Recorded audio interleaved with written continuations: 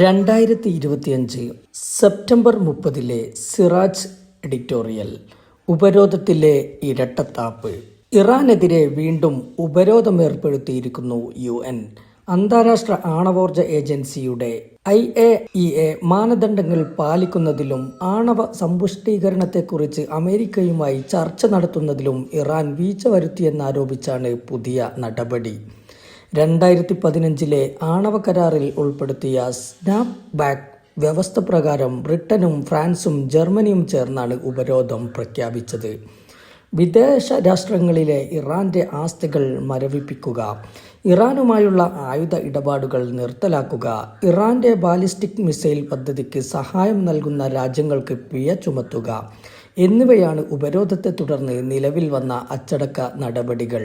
ഇന്ത്യക്കും തിരിച്ചടിയാണ് ഉപരോധം.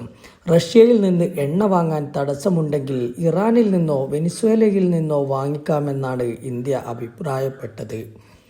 ഉപരോധം നിലവിൽ വന്നതോടെ ഇന്ത്യക്ക് ഇറാനിൽ നിന്ന് എണ്ണ വാങ്ങാനാകില്ല.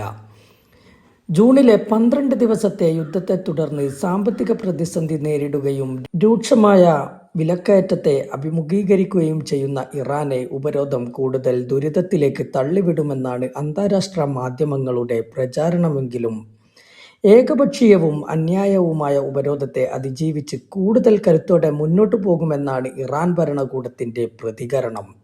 ഉപരോധ ഭീഷണിയെയും സമ്മർദ്ദ തന്ത്രങ്ങളെയും അവഗണിച്ച് സമാധാനപരമായി ആണവ പരിപാടി തുടരുമെന്ന് ഇറാന്റെ ആണവോർജ തലവൻ മുഹമ്മദ് ഇസ്ലാമിയും വ്യക്തമാക്കി. വിദേശ സമ്മർദ്ദങ്ങൾക്ക് ഇറാന്റെ ആണവ പദ്ധതിയെ തടയാനാകില്ലെന്നും അദ്ദേഹം കൂട്ടിച്ചേർത്തു. അന്താരാഷ്ട്ര ആണവോർജ ഏജൻസിയുമായുള്ള ആണവ സഹകരണം നിർത്തിവെച്ചതായി ഇറാൻ പ്രഖ്യാപിക്കുകയും ചെയ്തു. UN ഉപരോധം പ്രഖ്യാപിച്ചതിനു പിന്നാലെ പുതിയ 4 ആണവ വൈദ്യുത ഉൽപാദന പ്ലാന്റുകൾ സ്ഥാപിക്കാൻ റഷ്യയുമായി കരാറിലെത്തുകയും ചെയ്തിരിക്കുന്നു തെഹ്റാൻ. ഇറാന്റെ ഹോർമോസ് കമ്പനിയുമായി ചേർന്ന് റൊസത്തോം, റഷ്യൻ ആണവ കോർപ്പറേഷൻ ആണവ പ്ലാന്റുകൾ നിർമ്മിക്കാൻ ധാരണയായ കാര്യം ഇറാൻ വാർത്താ ഏജൻസിയായ ഇർനയാണ് വെളിപ്പെടുത്തിയത്. കരാറിന്റെ കാര്യം റഷ്യൻ ആണവ കോർപ്പറേഷനും സ്ഥിരീകരിച്ചിട്ടുണ്ട്. കടുത്ത വൈദ്യുതക്ഷാമം നേരിടുന്ന രാജ്യമാണ് ഇറാൻ.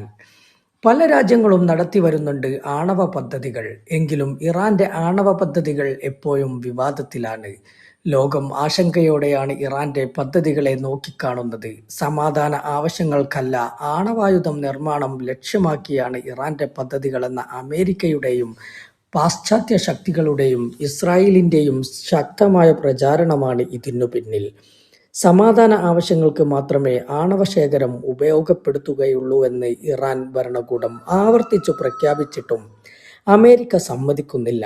ഈ തുറുപ്പുചീട്ടുപയോഗിച്ചാണ് ഇസ്രായേൽ നിരന്തരം ഇറാനെ ആക്രമിക്കുന്നതും UN ഉപരോധമേർപ്പെടുത്തുന്നതും.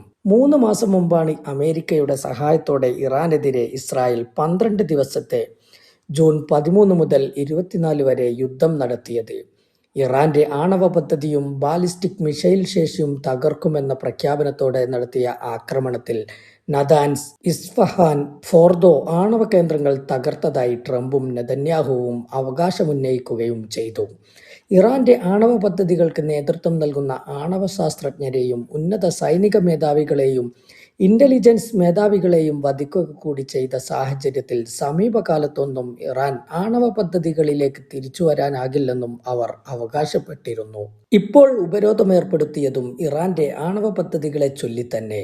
12 ദിന യുദ്ധം പരാജയമായിരുന്നുവെന്ന് സമ്മതിക്കുകയല്ലേ ഈ ഉപരോധത്തിലൂടെ പാശ്ചാത്യ ശക്തികൾ? ഇസ്രായേൽ ഇന്റലിജൻസ് വിഭാഗം ഫ്രാൻസിനോട് ഇക്കാര്യം നേരത്തെ തുറന്നു സമ്മതിച്ചതാണ്. ഇറാനിൽ ഭൂഗർഭ ആണവ കേന്ദ്രങ്ങളെ ലക്ഷ്യമാക്കി ഇസ്രായേൽ നിരന്തരം ബോംബിംഗ് നടത്തിയെങ്കിലും പ്ലാന്റുകൾക്ക് കാര്യമായി പോറലേൽപ്പിക്കാൻ സാധിക്കാത്ത സാഹചര്യത്തിലാണ് ഇസ്രായേൽ അമേരിക്കയുടെ നേരിട്ടുള്ള ഇടപെടലിന് ആവശ്യമുന്നയിച്ചതും. അമേരിക്കയുടെ ബങ്കർ ബസ്റ്റർ മിസൈലുകൾ ഇറാനിലെ ആണവ നിലയങ്ങൾ ആക്രമിച്ചതും. എന്നാൽ അമേരിക്കൻ ദൗത്യവും പരാജയപ്പെടുകയായിരുന്നുവെന്ന് ഇസ്രായേൽ തുറന്നു സമ്മതിച്ച കാര്യം ഫ്രഞ്ച് മാധ്യമമായ ലിമോൺ ആണ് റിപ്പോർട്ട് ചെയ്തത്. ആക്രമണശേഷവും വാതക രൂപത്തിലുള്ള 450 കിലോഗ്രാം സമ്പുഷ്ടീകൃത യുറേനിയം ഇറാന്റെ ശേഖരത്തിലുണ്ടെന്ന് വിവരം ലഭിച്ചതായും ഇസ്രായേൽ വെളിപ്പെടുത്തിയതായി ലിമോൺ റിപ്പോർട്ട് ചെയ്തു. പ്രമുഖ ആണവ ശാസ്ത്രജ്ഞർ കൊല്ലപ്പെട്ടിട്ടും ഇറാന്റെ ആണവ വൈദഗ്ധ്യത്തിന് ക്ഷതമേറ്റിട്ടില്ലെന്നാണ് ഇത് വ്യക്തമാക്കുന്നത്. 1950കളിൽ പഹ്ലവി രാജഭരണകാലത്ത് അമേരിക്കയുടെ സഹകരണത്തോടെയാണ് ഇറാൻ ആണവ പദ്ധതി ആരംഭിച്ചതും 1970കളിൽ പവർ റിയാക്ടർ പദ്ധതികളോടെ അത് വികസിപ്പിച്ചതും. 1979ലെ വിപ്ലവത്തിനുശേഷം ഇറാൻ ഇസ്രായേലിന് ഭീഷണിയായി തീരുമോ എന്ന ആശങ്കയിൽ നിന്നാണ് അമേരിക്കയും പാശ്ചാത്യ ലോകവും ഇറാന്റെ ആണവ പ്രവർത്തനം നിയന്ത്രിക്കണമെന്ന തീരുമാനത്തിൽ എത്തുന്നത്. പിഞ്ചു കുഞ്ഞുങ്ങളെയും നിരപരാധികളായ സ്ത്രീകളെയുമടക്കം പതിനായിരക്കണക്കിന് ഫലസ്തീനികളെ ക്രൂരമായി കൊന്നൊടുക്കുന്ന ഇസ്രായേലിന്റെ സംരക്ഷണം മാത്രമാണ് അവരുടെ അജണ്ട.